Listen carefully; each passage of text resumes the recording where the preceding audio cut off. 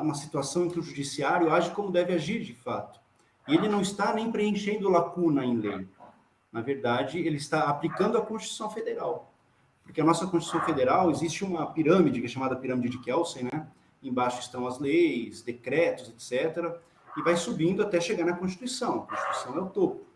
Todo o restante tem que estar condizente com a Constituição. Não pode contrariar a Constituição Federal. Não é? Então, um decreto ele tem força legislativa. Tem uma força legislativa porque é uma ação legiferante do Poder Executivo, garantida ao Poder Executivo. Mas tem que respeitar a Constituição Federal.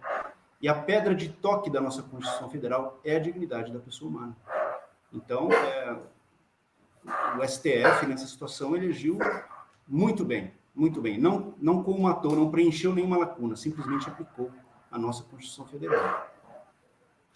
Para a gente continuar esse papo, a gente falou um pouquinho dessa questão aí do Barroso e tal, mas eu queria saber se você lembra de algum outro caso que o STF tenha trabalhado utilizando essa questão do ativismo judicial, né? Se você lembra de alguma situação, de alguma decisão que foi tomada que poderia ser enquadrada nesse conceito.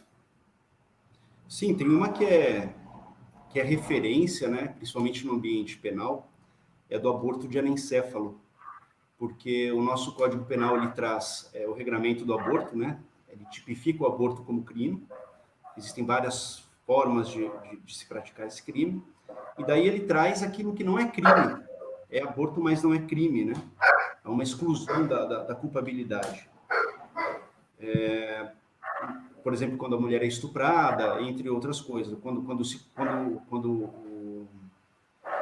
a situação é de risco para a mãe, nesses casos o aborto ele é permitido pela lei. Mas a lei é silente em relação ao anencéfalo.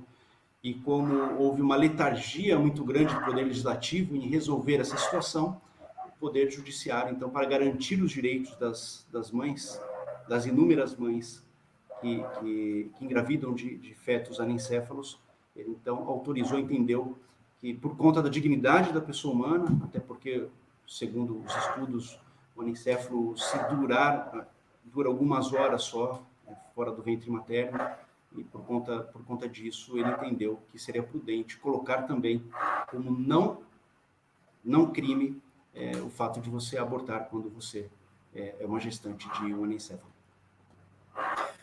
Agora que você tocou nesse caso, eu fui buscando aqui na memória, eu lembrei. Essa decisão aí do STF gerou uma reação muito forte da bancada da direita, né? Eu lembro de acompanhar, e eu estava conversando com você em off daquela juíza Ludmilla, ela, depois a gente entra aí, para quem está assistindo a gente, eu e o César, a gente estava falando um pouquinho antes de entrar, eu estava comentando com ele sobre uma juíza de Minas Gerais, a Ludmilla, que é a juíza que estava falando a favor das aglomerações aí, agora nas festas de final de ano, Natal e Ano Novo. Mas depois a gente comenta sobre isso. Mas eu lembro que essa juíza Ludmilla, eu lembro que ela foi uma das que se manifestou, porque ela é uma juíza bolsonarista, né? Não esconde isso, ela é daquele instituto conservador, que tem, eu não vou lembrar o nome agora, mas eu sei que tem um leão no símbolo deles, tem um leão, ele é um Instituto Burke, acho que é uma coisa assim, Instituto Conservador Burke, uma coisa assim, e são boçais lá, e aí ela foi uma das que se manifestou em relação a isso, porque ela disse que o STF estava decidindo sobre uma coisa que eles não têm, vamos dizer assim, direito de decidir, porque não se sabe como que a criança vai nascer. Se a criança tem essa condição biológica, né, esse problema desse anencéfalo, né? Mas como que isso vai ser depois do nascimento? Se vai haver algum tipo de tratamento, esse tipo de coisa. Mas a gente percebe que é uma argumentação totalmente política, que não tem nada a ver com o problema, porque a gente sabe que uma criança diagnosticada com anencefalia, ela não vai ter vida social, ela vai ser um vegetal se ela continuar viva, né? Se ela continuar viva, ela vai ser um vegetal. Então, eu acho que nesse caso é uma politização da questão jurídica, né? Ela se manifestar contra a decisão do STF, né? Queria que você comentasse um pouco. Então, é interessante, eu tenho que colocar primeiro o meu posicionamento, né? Eu acho que a STF acertou a fazer isso, mas eu, particularmente, sou contrário ao aborto de anencefalo. Por questões minhas, próprias, religiosas, minhas crenças e crendices, né? Budistas, inclusive.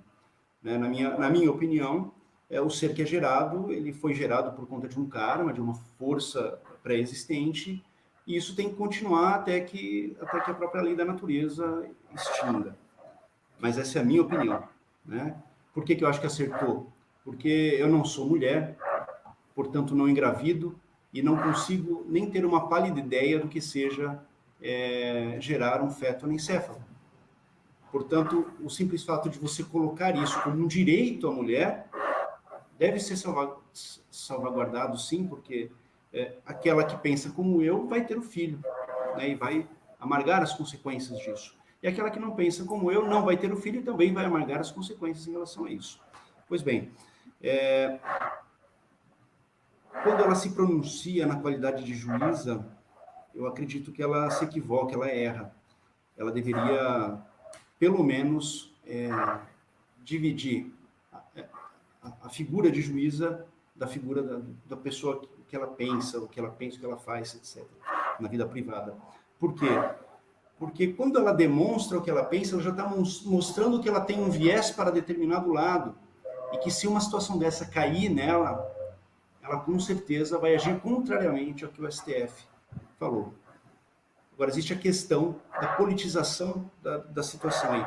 Na verdade, ele é político do começo ao fim, porque quando o Poder Judiciário ele age com esse poder legiferante, né, através do ativismo judicial, ele está invocando para si a política, algo que ele deveria ser isento. Por quê? Porque todos os cargos políticos da nossa República são cargos que são ocupados através do voto, pela escolha popular. O Poder Judiciário não, é através de concurso público de provas e títulos. Então, por conta disso, a política deveria estar desconectada.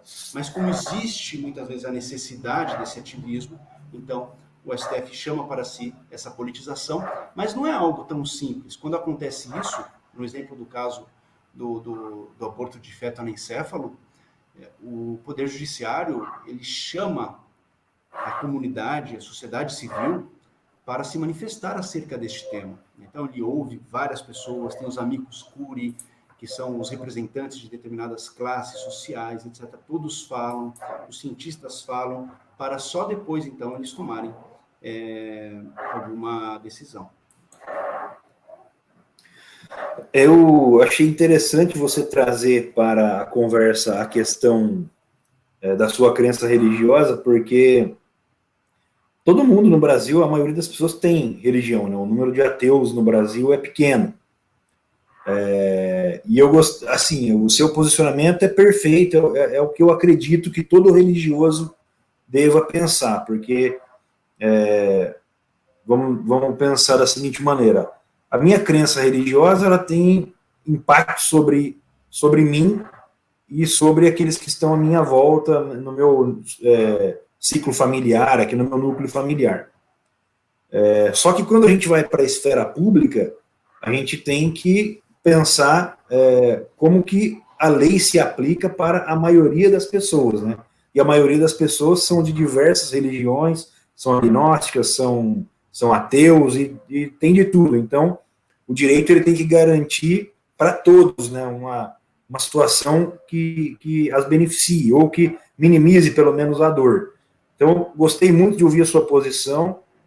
Acho que é a posição correta mesmo de uma pessoa que opera no campo do direito, mesmo tendo crenças religiosas, né? Não coloca a crença religiosa na frente de uma situação que deve ser pública, né? Exatamente. Eu me coloco na situação do juiz, né? O juiz ele é crente de qualquer credo e recebe aí um pedido, por exemplo, de aborto. Ele não pode pensar com a mente dele, Ele tem que pensar com a mente do direito, né? Tem que tirar a lente dele própria, colocar a lente do direito. O que o nosso direito diz? Vamos começar lá pela dignidade da pessoa humana e vamos seguindo, vamos construindo esse raciocínio do direito. Ah, poxa vida, o direito então garante isso. Em que pese eu ser contrário, o direito deve garantir isso. Eu acho que o bom juiz é aquele que põe a salvo os seus jurisdicionados de si mesmo.